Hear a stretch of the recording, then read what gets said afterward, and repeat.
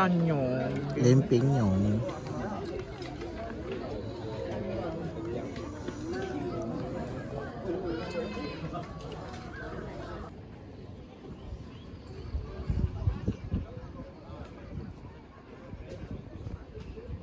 Kita baru lepas breakfast atas gunung. Si ya, buffet breakfast kepala RM13 tu seorang dewasa. Makanan dia biasa-biasa saja. Bolehlah telan. Okeylah RM13 untuk seorang. Apa nak dia dekat Bukit Birut. Sungai apa ni? Kedah. Big Banana Hut.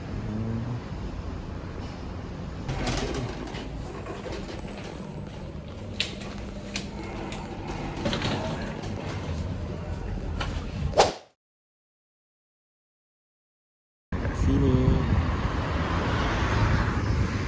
kita makan kat sate ni sebab tadi kita orang pergi dekat another store, iaitu sate Semeling juga, tapi orang lain punya yang penuh, so kita pindah ke sate kat sini.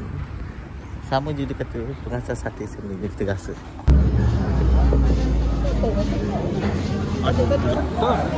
rasa sate-sate. Wah, rasa sate biasa. Kok kacangnya sedap.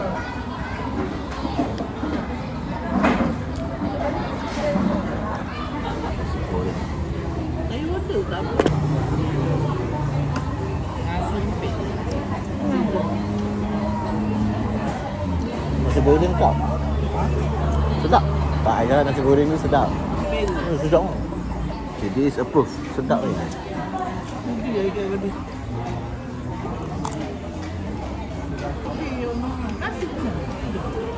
Semalam lepas wedding terus pengsan, terus pergi dinner, and after dinner balik terus pengsan sebab seharian tak tidur. So ni hotel, kita dah check out.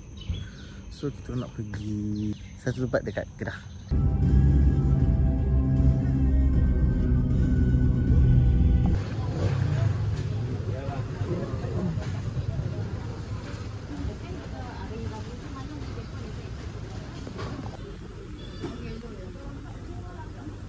Turis, bank turis dekat Tanjung Daun.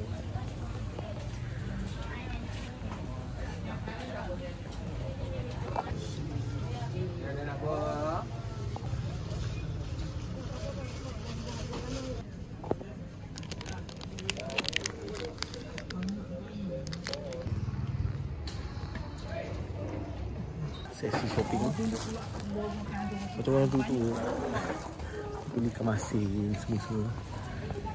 Ya kan.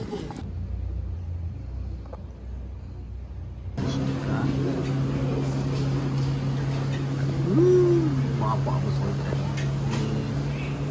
Sotong lah. Sup keting. Ayam goreng. Ni tak lari ni wajib.